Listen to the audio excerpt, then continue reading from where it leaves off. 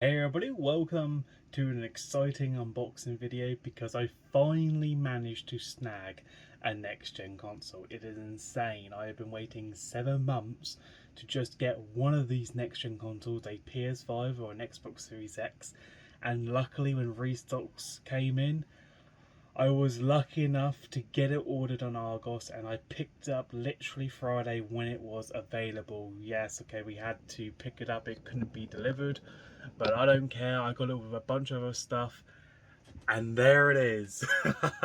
I've got an Xbox Series X with a controller, some Venom power banks because I love Venom. Like Venom literally go insane. Like literally for a product for battery packs, Venom is the one I go with. They have been reliable and I've never seen anything wrong with them. I also got the twin docking station, which is Venom, because why not? Get some extra batteries in there, because I know that Xbox still do AA batteries, which is really weird in a day and age where everything's rechargeable. They're still doing batteries, so I picked up 2 packs to go with them. I don't know if these come with any batteries, so that's probably why I picked up this. So if they do, then they have 4 times the batteries. I also picked up a carbon black controller, which says Series X on it, but you can also use this for the Xbox One. So there you go. I picked up a spare one, so if one dies, I can quickly switch over. I also picked up when I finished work. I picked up a headset. This is the Turtle Beaches Recon 50X. It is a wired one, but the mic is detachable, so I can just have it as a headset. But that was just £20. It was really cheap, so I don't really care about that one.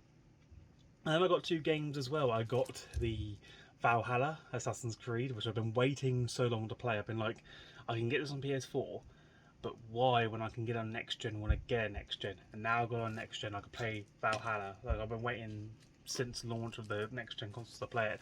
And I picked up Call of Duty Black Ops Cold War, which because I love my Black Ops series, I collected every Black Ops on every single console, so it just makes sense owning it on the next gen one to complete the cycle. And it's pretty weird. I started out in life on a PS2, an Xbox original. Then when the 360 and PS3 launched, I was a 360 person for most of my life. And then when the next gens like Xbox One and PS4 came out, I then got a PS3, then I got an Xbox One, and then I got a PS4. So I slowly switched over between the lot. So I went from PS3, Xbox One, then eventually after a few years went PS4 with the Pro, and now I'm going back to Xbox. It's mad. Maybe next year when PS5 stock is more reliable, I will probably upgrade to a PS5, but I might just wait until like the latest version, like a new console comes out, and then upgrade to a PS5. But Xbox, you can't go wrong. Okay, so this is the actual box it comes in. It is ginormous, but it's slimmer than what I've seen on the PS5. But blimey, it is heavy. Seeing it from here like makes the Xbox One looks ridiculous. Now there is a Halo design on the other side, and I believe it's supposed to open up. So there's some seals on the side which I'm just gonna break right now.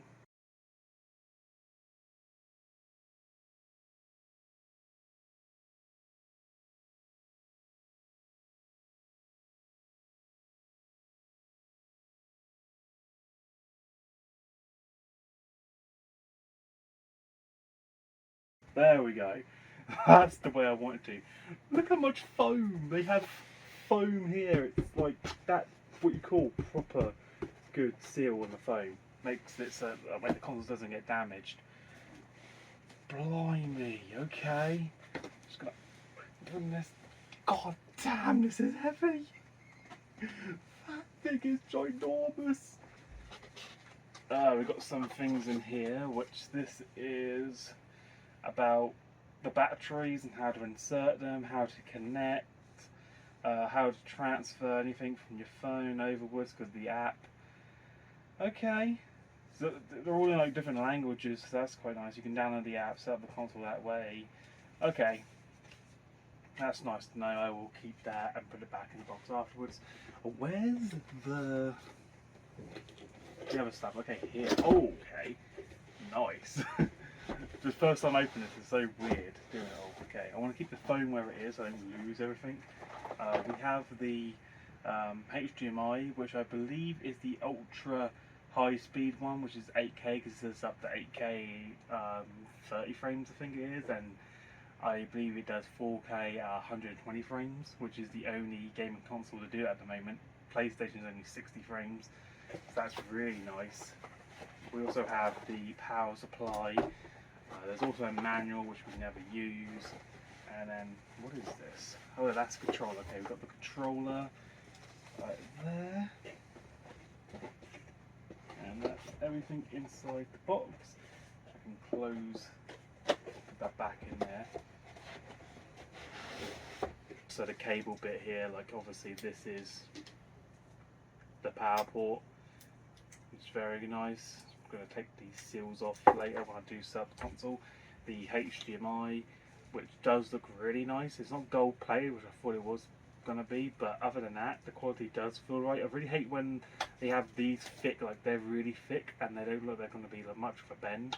And I really hate how you get thick ones where they wrap around like that.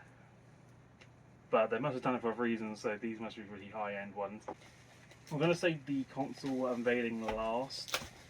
I'm going to take this off and just show you that we have the two batteries, which I'm not going to use, so I won't need them. And then voila, this is the controller, which does look very different than the other Xbox One.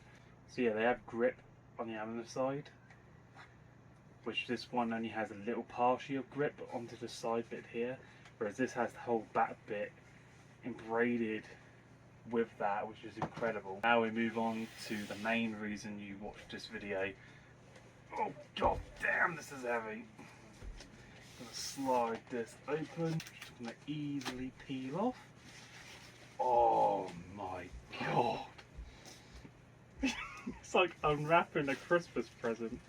It's incredible. I take this, stick it off ever so gently, and there you go. Got the console bit in there. Just gonna tip upside down, and so we can remove it. This thing is a beast. I love how you have green inside. It just shows off what the console can do. And it has like a back panel. I think like the stand you can take off and put on the side if you want it laying down. I think that's what you can do. Which I'm going to have it standing up. But other than that, look at the console. Look, it's heavy. You do not believe how much weight is in this. It's mind blowing how big this is. Like how heavy it is. Like compared to the PlayStation, I thought the PlayStation was heavy. Nah, this thing's heavier. So yeah, let's have a look at the back here. So we have the HDMI cable. We have the expansion slot for the SSD, which you can get at the moment, but the only ones that I can find on my Amazon are the 1TB ones for about $190, and I'm really looking for the 2TB ones when they get back in stock. But I will upgrade the hard drive at some point. We've got the power adapter, we've got the Ethernet port, we've got the two USB plugs, the sync button, we have a USB cable at the front, and then obviously to inject the disc.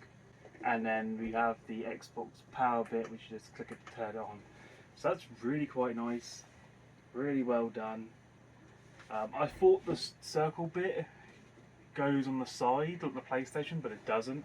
Instead, what the Xbox have are just these little dims, so you can have the console on the side like that, which again, this is still alright, and depending on your setup, it could work, because it's a lot smaller than the PlayStation, and it's a lot more roomier as well. Yeah, it may look like a brick, and it looks like you've got a Lego set going on, but it gets out of the way, and you don't even know it's there. So I'm definitely going to have this in my setup. I've already got this is a picture of the setup that I just worked on today, and it's going to go in a nice little gap at the bottom, and I have everything set up from my streaming to my capture card, to my splitters, so everything's all hooked up properly to how it should be.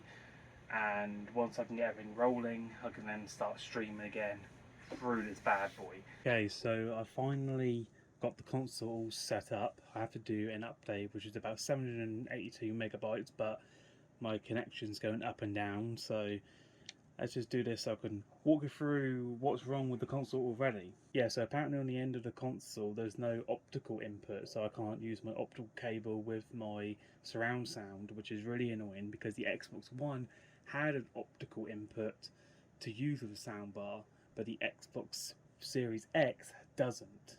But when they were releasing it and released promo images of what the console would look like, they showed an optical input. So I never bothered to look whether this one had it or not.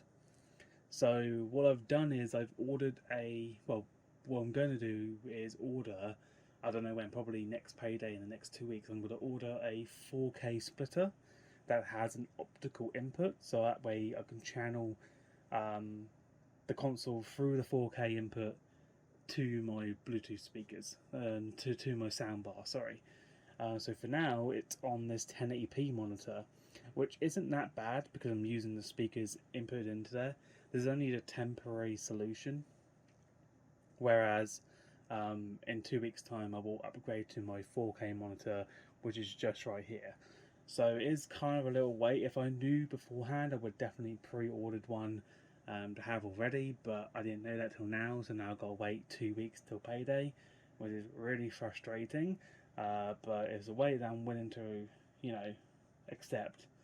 Uh, so yeah, that's one of the major faults, is that I can't get good sound. Yeah, you can have sound through HDMI, but what's the point when you have a soundbar which is designed for sound, which will be better than any inbuilt speakers on a TV or a monitor. Everyone knows that. That's why you have a surround sound soundbar, because you want the perfect audio. Yeah, okay, the console may output HDMI as the best possible source, but that really depends on the TV you have. And if you don't have a good TV, like the majority of us do, then you want to invest into a soundbar because it's cheaper getting a soundbar than paying a lot of money for a high-end TV with a few extra faults and a compromise. So this way was the best solution. So I'll wait 2 weeks for that. I'll get my new 4K splitter put in there, and I should be good to go to running this up there. There was a few options I could choose from, but I found one that was a good reasonable price range, the same price that I got my old one for, and my old one that I'm currently using now works perfectly fine. So besides the optical cable, there's not really nothing wrong with the actual console itself. And in terms of gameplay, it does what it says on the box. It can do 8K if you have an 8K TV to support it, but if you don't and you only have a 4K, you can still enjoy 4K at 60 frames per second or 120. And that's still good. 120 frames at 4K is what you need for an ideal gameplay session. Yes, you can go to 8K at 30 frames, but are you really that satisfied with 8K spending the money? Like, I still think 4K is just as better as 8K. Like, 8K is great to have, but I don't think we're all there just yet. So for 4K, 60 frames is the best for the lowest bit, but if you do have the option for 120 frames, again, you're going to get a much better result and you're going to get your feel for it. But you have to understand that it's only on selected titles. So for Xbox Series X games, so if you have games that were for Xbox One, sometimes when you have them on the Xbox Series X, if they're not enhanced compatible, you're not going to get the highest, best frame rate for them. So you're not going to be seeing the full 120 frames. Whereas when you play Assassin's Creed Valhalla or Call of Duty Black Ops 4, Cold War, I think that's what it is now, you're going to be seeing terrific results for 60 frames and 120 frames. And you definitely do see it in terms of gameplay, like this right here. Now this is 4K 60 frames per second. Now I could do 120 frames per second, but YouTube only does up to 60 frames per second for videos. and that's the same for 1080p and 4K. So because it always compresses it down, so I can't really show you the full 120, but just think what this is now to feel like it was double the frames, and it is terrific. The gameplay is amazing, especially your environment, the way you get to see your surroundings. It's just brilliant. And I don't know what the PlayStation is like, because you've got to understand the PlayStation will probably have a different set for how they would have it. But it all comes down to the HDR, obviously the frame rate, and the system you're on. By looking at some of the PS5 footage, I would say Xbox is just more better at showing the game. Like, Xbox just barely beats the PlayStation as a powerful console. I feel like it beats it in some of the games that it has. I'm not saying nothing's wrong with the PlayStation, I'm just saying when you compare them both together, there was a bit of twerking needed to be done on the PlayStation, where the Xbox is pretty much there already. And it's just a matter of time to where they would go in the next few years. Like, where's Xbox going to go with a new console or an updated version of this in 2 years' time? Because we all know the PlayStation's coming out with a new console next year, or talks of a new console. So it really begs to differ. Are they going to bring out a new version of the Xbox and make it more powerful? Or are they going to keep it the exact same? In terms of gameplay, nothing needs to be improved. They can always adapt and put an optical cable, change some of the specs around, input more inboard memory, that sort of thing. But in terms of how powerful the system is and how well the boots are, like the loading times on the games, I don't think you can get any better than that. Like, literally, it goes straight to the menu straight away, and that's through the power of the SSD. And I played multiple games. I've installed different various titles, from Xbox One titles to Series X exclusives and that sort of thing, and you get terrific results no matter where you go with. I've also tried putting in a normal hard drive. So what I would normally do for the PlayStation and my Xbox One, I pretty much put the hard drive in and I installed Xbox One games. And again, you do get some nice, like, the quality of the game is superb.